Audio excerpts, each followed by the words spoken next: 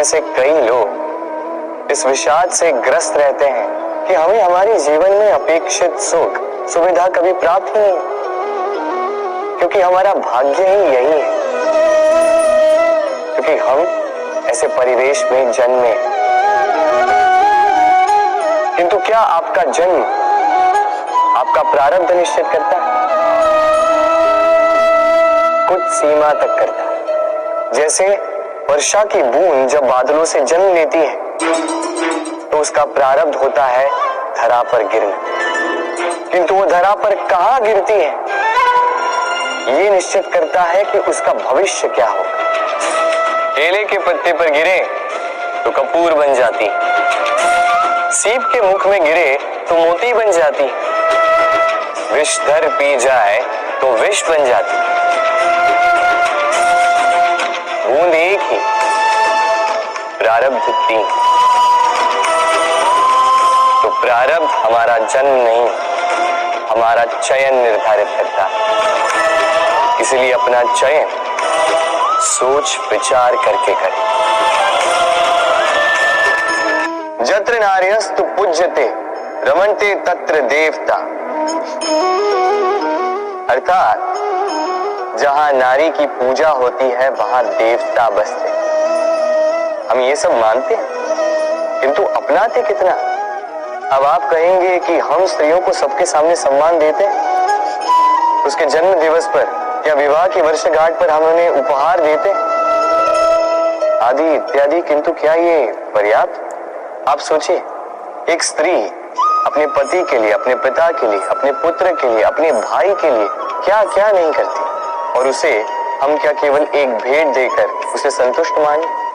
स्त्री को सुवर्ण आभूषण नहीं चाहिए, महंगे वस्त्र नहीं चाहिए, उसे चाहिए आपसे सम्मान, सबके सामने भी और एकांत में भी। उसे चाहिए आपका समय, आपका समर्पण और थोड़ा सा प्रयास कि आप उसे जता पाए कि हाँ, आपके जीवन में उनका स्थान, बराबरी का भाव, तभी आप कह पाए जत्र नार्यस्तु पूज्यते रमन्ते तत्र देवता। अक्सर आपने आपके माता पिता, आपके हितैषी, आपके शुभ चिंतकों के मुंह से ये सुना होगा, इसे कुदृष्टि लग गई है, इसकी कुदृष्टि उतारो, ये मत करो नहीं तो कुदृष्टि लग जाएगी, ऐसा श्रृंगार ना करो, वो मत पहनो नहीं तो कुदृष्टि लग जाएगी। और कुछ तो इस कुदृष्टि का उपचार भी कर लेते हैं। मिर्च का धुआं जलाते हैं, तेल की बाती से कुदृष्टि उतारते हैं, काला टीका लगाते हैं, क्या क्या करते हैं। उचित है, किंतु मैं कुदृष्टि को नहीं मानता। मैं मानता हूं यदि आपका मन अच्छा हो तो कोई भी कुदृष्टि आपको किसी भी प्रकार से हानि नहीं पहुंचा सकती। आंधियां भी केवल उन्हीं घरों में धूल भर पाती है जिन घरों में खिड़कियों के पर्दे दुर्बल होते। बवंडर भी केवल उन्हीं दीवारों को गिरा पाते हैं जो नींव से कमजोर होते।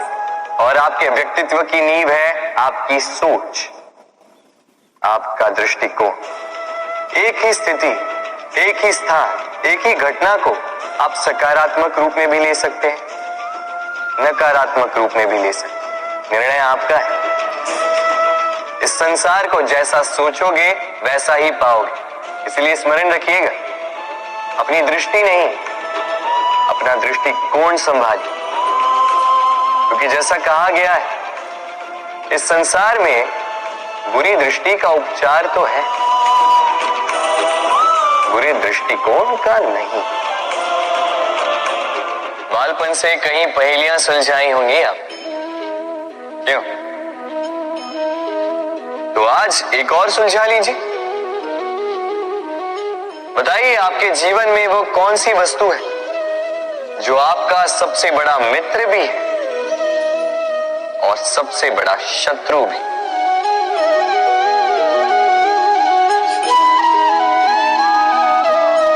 समझदार को एक संकेत ही पर्याप्त है। उचित सोचा आपने। वो वस्तु है समय।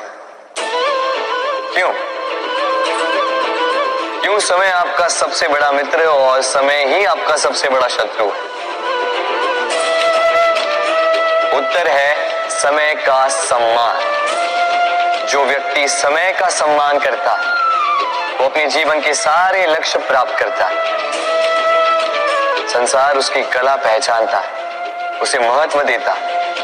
और जो व्यक्ति समय का महत्व नहीं पहचान पाता, नहीं समझ पाता, जाने अनजाने में उसका अपमान करता है, संसार उसी को भुला देता है। इसीलिए समय का सम्मान करें, उसे व्यर्थ ना करें, क्योंकि अच्छा समय इस संसार को बताएगा आपकी वास्तविकता क्या है, किंतु बुरा समय आपको बताएगा कि इस संसार की वास्तविकता क्या है। जीव जन्म लेता है और उसके साथ ही जागती है उसकी स्मृति। स्मृति बड़ी ही बलशाली किंतु विचित्र अनुभूति होती है। सदा आपके साथ रहती, आपके साथ जो जो घटता है वो कहीं ना कहीं किसी स्थान पे संचित रहता है। किंतु कभी कभी हम भूल जाते हैं कि स्मृति हमारी, तो इसमें हमें क्या सहेजना है और क्या मिटा देना है ये हम पर निर्भर करता। इस जीवन में क्या सहेजना चाहिए? सुख, आनंद के क्षण, वो क्षण जहां किसी ने हम पर उपकार किया, वो क्षण जहां किसी ने अपनी मित्रता निभाई, वो क्षण जहां हमने किसी को सुख दिया। और हम क्या स्मरण रखते हैं? अपने दुख, पीड़ाएं। वो क्षण जहां किसी ने हमारे साथ कुछ बुरा किया, वो क्षण जहां किसी ने शत्रुता निभाई। और फिर यही स्मृतियां हमें प्रेरित करती है प्रतिकार के लिए। इसलिए हमें क्या भूलना है और हमें क्या स्मरण रखना है ये हम पर निर्भर करता है।